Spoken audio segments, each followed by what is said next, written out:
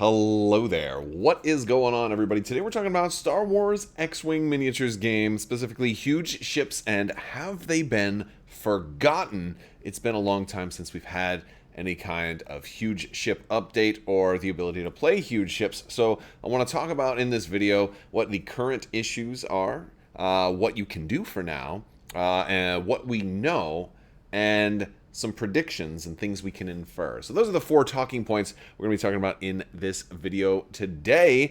Also, if you guys are new here to the channel, we do talk about Star Wars X-Wing, Star Wars Legion, Star Wars Armada, a lot of Star Wars tabletop gaming and general tabletop gaming as well. And if you're interested in, I'd love to have you stick around. Also, we are doing a $25 Amazon gift card giveaway. We're going to probably announce the winner for that one next week. You just have to be a subscriber and leave a comment on this or one of my videos. I want to know what your favorite dogfight battle is in Star Wars, whether it be from a comic book, from a movie, from a TV show.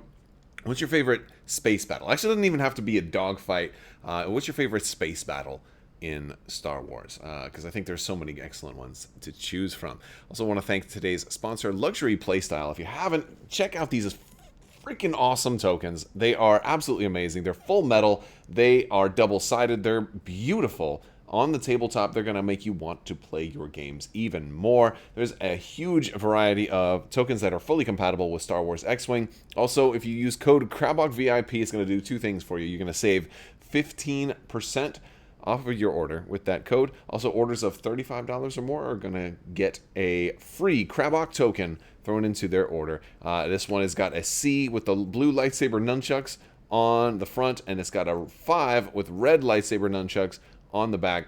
This one is great for marking critical hits.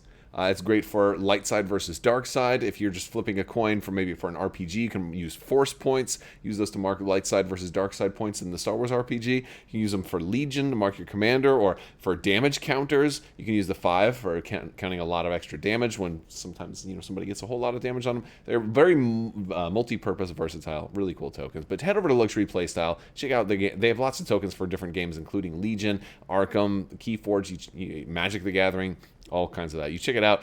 Use code Crabbok VIP, and you're going to save 15%. Also, tell your friends. I mean, holiday time is coming up. These make for excellent gifts and excellent prize support as well. All right. So let's talk about what some of the current issues are with huge. If you're not familiar with huge ships, they were introduced during the early days of X-Wing 1.0, and you had the CR90, the GR75, and then eventually we got an Imperial Raider, and then a Gazanti, and then the Sea-Rock eventually came out for Scum, and basically it was a way to introduce larger ways to play. You put 2 mats together, you play on a 6x3, and this kind of came out before Armada did, and then Armada was kind of like only huge ships, and it's a whole different game. But X-Wing was always kind of fun having the limited scope of huge ships that it had, especially when you focus more on dogfights kind of surrounding the huge ship. The huge ship was more of like a centerpiece, so a CR90 was a little bit more of like a centerpiece to this epic battle that was happening around it.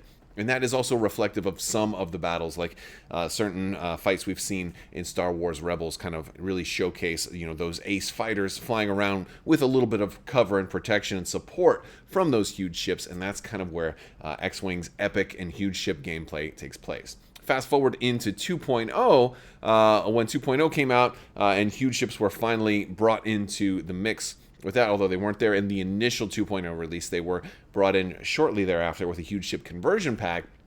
And and all of a sudden now we had kind of huge ships back in 2.0. It was also a points change, and huge ships were actually able to be fielded in 200-point games, which was a kind of a standard game. You didn't necessarily have to go epic. You didn't necessarily have to go 2 playmats side by side. You could do huge ships on a single playmat in a standard game. Although they wouldn't be tournament legal, they would be at least legal for a kind of a casual standard game, which is kind of cool, but we didn't get to really do a whole lot of that because as we've come into 2.5 with AMG taking over, their huge ships have kind of fallen apart because we're at the current issues right now. So we have 2.5 as our rule set right now, which changed a lot about rules, changed a lot about list building, changed the points we went from 200 points all the way down to 20 points, and there's no points for huge ships. They just don't exist. They're not updated for 2.5. So that's the biggest issue right now, is huge ships simply aren't legal in any way of playing 2.5. There are other additional issues as well. For example, like the Separatists did get the Trident, the squid ship. That was something that was started under FFG, but it did come out under AMG. And that's kind of a multi-edged problem. For one, it represents an imbalance because the Republic didn't get one. It seems that FFG was working on more huge ships, but they only got the squid ship done. They didn't get the Republic's version done before it went to AMG, and such that AMG just released the squib ship and so the Trident class without also having something commensurate for the Republic. But not only is that an imbalance problem, it's also a problem in that AMG has released something within the last couple of years that is now illegal, and so that the Separatist squid ship came out not that long. I mean, it's also Scum, Separatist and Scum, right? But it wasn't that long. What was it, like less than 2 years ago that it actually came out, and it's not legal anymore. So that's kind of a problem to release. Have one of your newest products not be legal in the game that you're supporting. So I think that while I don't think that that's going to be a problem forever, I do think that kind of represents a pretty significant problem that they should elevate this in their priorities, because if they still presumably want to continue to sell product like squid ships and other huge ships, so they need to make them legal. And the other problem is there are still no black box versions, or what I would say 2.0 versions, but we're calling them black box versions now, of ships that are currently in demand, like the Gozanti and the GR75. You can only get those in the 1.0 box, and there's only so many more of those to go around. And also the Raider, it technically is still only available in the 1.0 box. We know that they made a 2.0 version, but all of the specific details of that, whether or not that really got mass-produced, or if they're all sitting in a warehouse somewhere where I've always kind of suspected they are, I don't know what the status is of the Raider 2.0. And if it's been kind of shelved for a 2.5 versions, if they're going to kind of just waiting to reprint all of those until they get the new 2.5 kind of core set and like maybe fully relaunch X-Wing. But there's a lot of huge ships that are just unavailable to a lot of players unless they kind of go way back, or if they just decide to homebrew everything. For now, what can you do for now, right? Well, if you've got a huge ship conversion kit, of course, you've got at least the cardboard and the templates, so you can still play with some of those ships that are unavailable. But that would require you kind of going back to a 2.0 rule set. Now, that's something a lot of people are doing. Heck, there's some people that are probably still out there playing 1.0. That is definitely a possibility. The 2.0 rule set is where the huge ships were kind of converted for. If you have the huge ship conversion kit, it's all 2.0. Which means you'd have to use the 200 points. You'd have to use like a legacy list builder, or just use quick builds. You can always do that as well. But all of that is kind of based on the 2.0 rule set. And I don't think too many people are going all the way back to 1.0. But I mean, I guess that's kind of, that's going really far back. But yeah, so if you want to play in an older 2.0, you can totally do that. There are still some people that will do that. Another option is just to homebrew everything.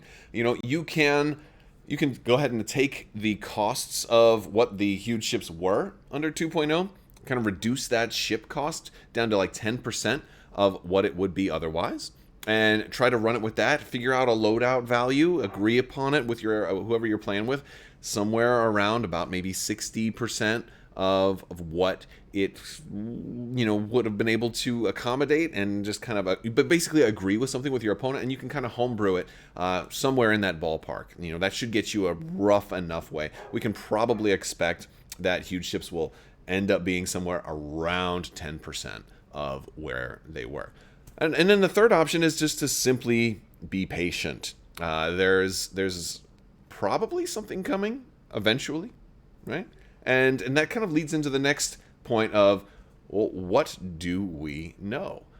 We know AMG hasn't completely forgotten about huge ships. They've talked about it. As a matter of fact, in the recent HotShots and Aces 2 pre-order that is up, you can see Hondo Anaka is kind of featured in some of the art there. He mentions huge ships.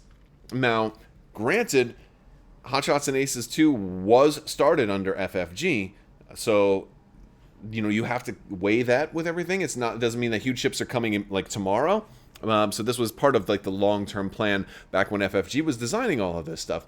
However, AMG certainly could have either not included Hondo or errated Hondo. They could have like they could have come in there and called an audible and said, you know what, we're not going to ever do huge ships, so let's get rid of Hondo's text. We can change it or whatever. That's possible. But either way, they're obviously aware that there are still cards that are going to be coming out that still mention huge. Granted, this is talking about non-huge ships, but basically, Hondo says, hey, I've got this ability I could do, but it would be really strong to do on huge ships, so I'm going to make sure we restrict it to non-huge ships, which implies huge ships will still be part of the game. So this is good future-proofing, and it's kind of just another kind of alarm, like, hey, AMG, you've got stuff talking about huge ships. It'd be nice if huge ships were actually relevant, because new players are going to come into the game and see this and like, what is a huge ship, right? So granted, sometimes it's just future-proof, but this is kind of just a nice step that it's like probably still on their radar. Also, we know it's still on their radar because they've said that it's still on their radar. AMG has mentioned that stuff for huge ships would be coming, but we don't have a timetable on that yet. And I'll speculate at the end on what we can infer, but when I think that timetable will be. And then the last thing is, like, with these new scenarios, this is what we know. The new scenarios that are coming out, the Battle of Yavin and all the other scenario kits that are coming with all the standardized loadouts, also bring about a kind of almost a new scenario format, and that it's a 35-point game, which is a pretty big increase from the 20-point game, which is currently the standard game. If you're going back to 1.0, that's the equivalent of a 100-point game. If you're going back to 2.0, that's the equivalent of a 200-point game. A 20-point game in 2.5 is kind of the standard game 3x3, kind of what you'd expect an X-Wing game to be. So a 35-point game, which is what they're running some of these scenarios, are bigger scenarios. So AMG kind of is showing a little bit of their plan with the fact that they have built scenarios for games that are almost double sized. Now, what's very similar to something that was very close to double size? Well, that's those epic, huge games that we had back in 1.0 and then 2.0. If you're doing those big, those 6x3 games, and you're getting multiples of all of that stuff, you can infer that huge ships would fit into that. So what is the inference, right? I do think huge ships are definitely coming. I think we're going to see more stuff. This may lead to the Republic's finally getting a huge ship. Maybe it'll be a consular class cruiser that seems to fit the size profile perfectly. Maybe they'll go with bigger things like Architons and Nebulons at some point too. Not so sure about that. I think, a smaller huge ship is a definite fit for the Republic, even though the Republic does have access to be able to field existing huge ships. Most people would probably prefer if they had one that was at least their own.